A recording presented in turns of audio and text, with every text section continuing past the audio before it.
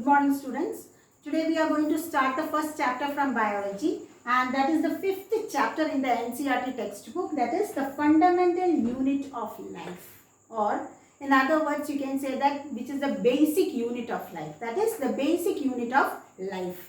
So all living organism is made up of cell. So cell is the basic unit of life, and cell is first discovered by Robert Hooke. Robert Hooke discovered cell in the year 1665. Now, how did he discover the cell? That is what we are going to learn. So, Robert Hooke had a primitive microscope. Primitive microscope means what? Not a well-developed one, a primitive one. And he observed the cell in a cork. Cork means what? You might have seen the bottles. On top of the bottle, there is a wooden piece which is attached to the mouth of the bottle. That is what is called cork. So cork is actually obtained from Cork is actually obtained from the bark of the tree. Cork is obtained from the bark of the tree. So what do you mean by bark? Bark means the outer thick covering. If you look very old trees, very large old trees, you can find a thick brown cover on the outside of the tree, on the trunk of the tree. And that is what is called the bark. So, from the bark only cork is formed. That is, cork is made from the bark of the tree. So, he was observing this cork with the help of a microscope, with the help of a primitive microscope, and Robert Hooke noticed some small compartment-like structure. Small compartment-like structure means like this. Small structure he has seen, and he called it what? Cell. He called this small structure as cell. And cell in Latin it means, cell in Latin it means little room. In Latin it is called little room. So this is the basic or the fundamental unit of life. The cell is the fundamental unit of life. All living organisms consist of cell. There are organisms with one cell, which you have already learned in the class 8. That is, you have already learned the chapter Structure and Function of Cell. There you have learned about unicellular organisms, multicellular organisms. So unicellular organism means the organisms which has only one cell. Now what about we, the human beings? We have millions of cells in our body. So we are multicellular organisms. We are multicellular organisms. So Robert Hooke discovered cell in the year 1665 through a primitive microscope, and he observed small compartment-like structure, and that is referred to as cell, which means little room. Now there is an activity given in your book, that is actually we are supposed to do that activity. It's also there as a lab work. So how we can see the cell? How we can see the cell through an activity? That is what is discussed in the beginning of the chapter. So there you can find that you can see a cell. Now normally you know what is onion. So you can take this activity is also there in the last year's book, that is in class 8 also.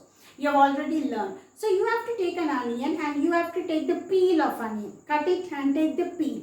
And when you pull it, you can find a transparent thing coming. That is on the concave surface. At home, when you take out itself, you can see a transparent, small transparent structure. And that small transparent structure, you have to cut it into small pieces, very small pieces, and you have to put in a small watch glass. Small watch glass means a vessel, small vessel with little water. You have to put it with little water. Now, why with water? You have to put some water also. Now, why this is, we are going to see the cell. That is the activity here. So, why you are putting in water? Because if you put it outside, that specimen, this is called the specimen, that small piece, it will dry up. It will lose water and it will dry up. Now, so you have to put in water. Now, after putting in water, then you have to stain it. Second process is staining. Second process is what you call staining. Now, what is staining? Staining means giving color. Staining means giving color. That is, it is onion. Onion means what? It is plant cell. So, usually for plant cell we use safranin. The stain used is safranin. Safranin is the stain used for plant cell. It is somewhat orange red in color, brick red in color, and you have to process is that you have to give stain. Stain means adding little color. If it is too much, you can put in water and remove excess, or you can use a blotting paper also, which I will be explaining later on. So you have to give color. That is staining. After staining, what you have to do is that you have to take a slide. You have to take a slide means a glass piece which is available in the lab, and then you have to put some water. Water, when you are preparing at the lab, you will be using water, or permanent. Properly, when you are doing permanent slide, we use glycerin. Both can be used. Glycerin also can be used. And you have to put here, and then you have to transfer this. With the help of a needle, you have to put the specimen here. After that, there is a small glass piece which is called cover slip. Cover slip. With that, you have to cover this. With that, you have to cover this. After covering it, if there is too much water and all, you have to clean it all the sides. No water should come out. And no air bubble. Air bubble means small air gaps should not come. You have to put the cover slip very carefully so that no air bubbles will come. Very carefully you have to put. If too much color is there, with the help of too much stain is there, with the help of a blotting paper, you can remove the color also.